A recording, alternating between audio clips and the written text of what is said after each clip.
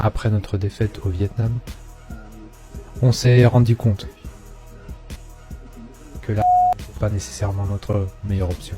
La véritable force motrice était donc l'obligation de la dette. Et c'est là que je suis rentré en scène, en tant que unique. Mon poste s'appelait économiste en chef. En fait, mon travail consistait à identifier les pays qui possédaient des ressources dont nos entreprises avaient besoin, comme le pétrole et bien d'autres.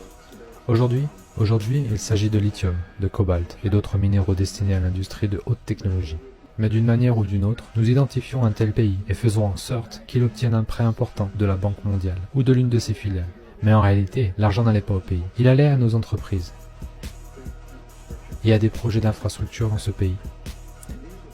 Et il s'agissait de projets tels que des parcs industriels et des systèmes énergétiques, des autoroutes, des ports, des aéroports, etc.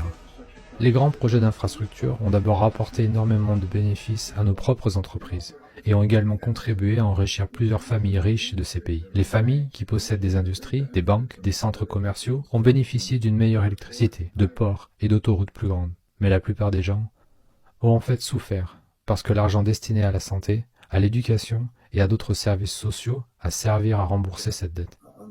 Et en fin de compte, le pays ne pouvait pas généralement rembourser les prêts. Nous allions donc au FMI et négocions un refinancement du prêt.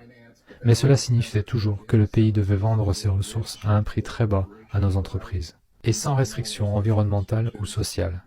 Peut-être voter pour nous au sein de l'ONU, ou laisser construire une base militaire sur son territoire. Et c'est ainsi que nous asservissons réellement ces pays par la dette. Et nous avons de très bons résultats.